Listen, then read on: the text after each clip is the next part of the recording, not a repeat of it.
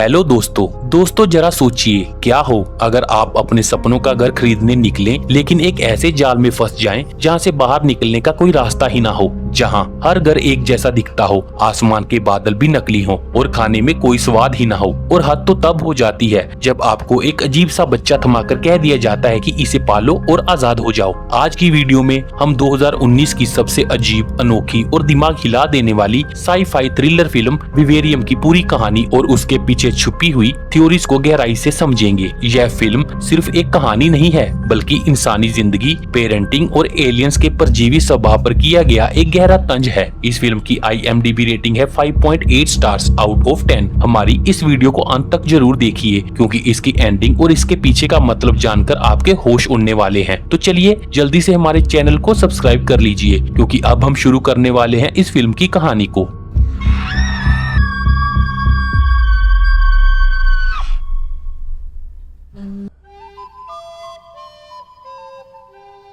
Movie की शुरुआत एक शॉर्ट क्लिप से होती है जिसमें कुकू बर्ड्स की पैरासिटिक लाइफ साइकिल को दिखाया गया है। असल में कुकू अपने अंडे दूसरी चिड़ियों के घोंसले में दे देते हैं और जब उनके अंडे फूटते हैं तो ये छोटे कुकू ओरिजिनल मदर बर्ड के अंडों को नीचे गिरा देते हैं। इसके बाद वे खुद उसी घोंसले में ओरिजिनल मदर बर्ड के साथ रहने लगते हैं जहाँ वह मदर बर्ड इन छोटे कुकू बच्चों का ख्याल रखती है। इस क्लिप के अंत में हम देखते हैं कि छोटा कुकू अब इस मदर बर्ड से काफी बड़ा हो गया है और वह मदर बर्ड जो भी खाना लाती है उसे बहुत लालच से खाने लगता है। इसके बाद मूवी टॉम और जेमा पर फोकस करती है जो कि एक कपल हैं और अपने लिए एक घर ढूंढ रहे हैं। टॉम और जेमा एक अजीब तरह के रियल एस्टेट एजेंट से मिलते हैं जिसका नाम मार्टिन है और मार्टिन इन्हें यांडर नाम की एक डेवलपमेंट सोसाइटी के बारे में बताता है। मार्टिन टॉम और जेमा को यांडर जाकर घर देखने के लिए मना लेता है और यांडर पहुंचकर टॉम और जेमा देखते हैं कि वहाँ के सारे घर बिल्कुल एक जैसे हैं। मार्टिन उन दोनों को हाउस नंबर 9 में लेकर जाता है जहाँ वे नोटिस करते हैं कि इस पूरी सोसाइटी में कोई और फैमिली नहीं रहती।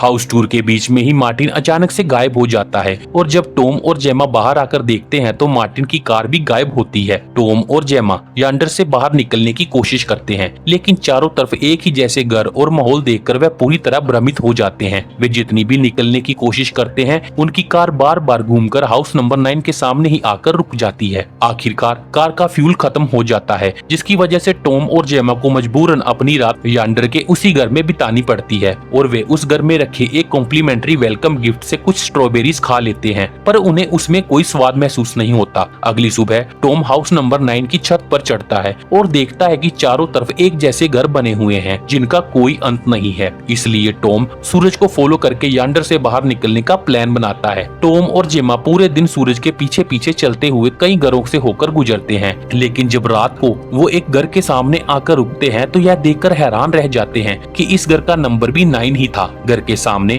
उन्हें एक बॉक्स मिलता है जिसमें खाने पीने का सामान और कुछ जरूरत की चीजें रखी हुई थी। टॉम गुस्से में स्मोक सिग्नल देने के लिए नंबर 9 घर को आग लगा देता है जिसके बाद टॉम और जेमा फुटपाथ पर ही सो जाते हैं और सुबह होने पर देखते हैं कि चारों तरफ राख फैली है और उनके सामने एक नया बॉक्स रखा हुआ है। इस बॉक्स में उन्हें एक न्यू बोर्न बेबी बॉय मिलता है और इसके साथ ही उन्हें एक नोट भी मिलता है जिस पर लिखा होता है कि इस बच्चे का पालन पोषण करो और आजाद हो जाओ। इतना ही नहीं, आग लगने के बावजूद नंबर 9 घर फिर से बिल्कुल नया जैसा दिख रहा था जिसे देख टॉम और जेमा और भी परेशान हो जाते हैं। कहानी अब 98 दिनों के बाद का सीन दिखाती है जहां टॉम और जेमा हाउस नंबर 9 में रह रहे हैं और उन्हें मिला वह बच्चा अब 4-5 साल के बच्चे जितना बड़ा दिखने लगा था और उसकी आवाज किसी अडल्ट आदमी के जैसी थी। यही नहीं, वह बच्चा टॉम और जेमा की आवाजों की नकल भी कर लेता था और लगातार उनका ध्यान अपनी ओर खींचना चाहता था। वह बच्चा कुत्तों की तरह भौंकने की आवाजें भी निकालता था और टेलीविजन पर दिखने वाले अजीब पैटर्न्स को लगातार निहारता रहता था।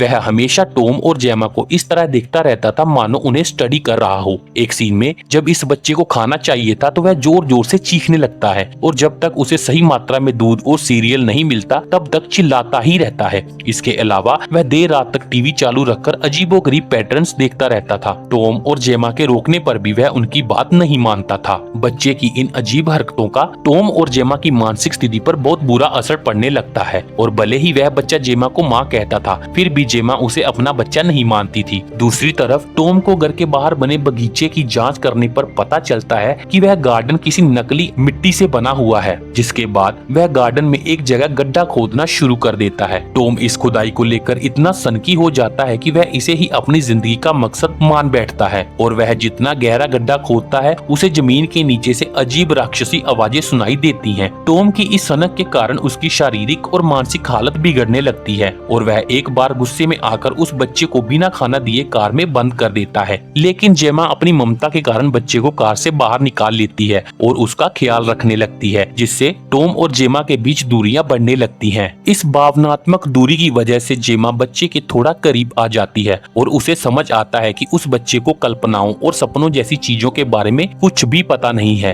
एक दिन वह बच्चा कहीं चला जाता है और जेमा के ढूंढने पर भी वह नहीं मिलता, लेकिन जब वह वापस लौटता है तो उसके पास एक अजीब सी किताब होती है जो एक अनजान भाषा में लिखी गई थी। इतना ही नहीं, उस किताब में कुछ ऐसी तस्वीरें थी जो इंसानों जैसी तो दिख रही थी, लेकिन उनकी गर्दन में स्ट्रेन सैक जैसी चीजें बनी हुई थी। जेमा बच्चे से पूछती है कि वह कहाँ गया था और किससे मिला था, पर वह बच्चा कहता है कि उसे यह बताना अलाउड नहीं है। जेमा बच्चे से जानकारी निकालने के लिए उसके साथ एक गेम खेलती है जिसमें वह बच्चा टॉम, जेमा और कुत्ते की आवाजों की नकल उतारता है। इस गेम में जेमा बच्चे से किसी और की आवाज निकालने के लिए कहती है तो वह बच्चा कुछ एलियन जैसी अजीब आवाजें निकालने लगता है और जेमा देखती है कि उसकी गर्दन पर थैली जैसी चीजें बनी हुई हैं, जिसे देखकर जेमा बुरी तरह डर जाती है। वक्त के साथ जेमा और टॉम और भी कमजोर हो जाते हैं और वह बच्चा अब एक अडल्ट बन चुका था। यह लड़का हर रोज घर से अपनी किताब लेकर कहीं जाता था और जेमा हर रोज उसका पीछा करती थी, पर उसे कोई जानकारी नहीं मिलती। एक दिन जेमा उस लड़के का पीछा करते करते खो जाती है और दूसरी तरफ टॉम को गार्डन में खोदे गए गड्ढे में एक लाश मिलती है, जिससे टॉम दहल जाता है। उस रात जेमा घर वापस आती है तो वह टॉम को बहुत बुरी हालत में देखती है और इसलिए वह उस बच्चे से टॉम की मदद करने की गुजारिश करती है, पर वह लड़का जेमा को सिर्फ एक बॉडी बैग दे देता है और इतना ही नहीं, अब वह टॉम और जेमा को घर के अंदर भी नहीं आने देता। जब टॉम की आखिरकार बहुत ज्यादा कमजोरी की वजह से मौत हो जाती है तो वह लड़का टॉम को उस बैग में डालकर गार्डन के गड्ढे में फेंक देता है। जेमा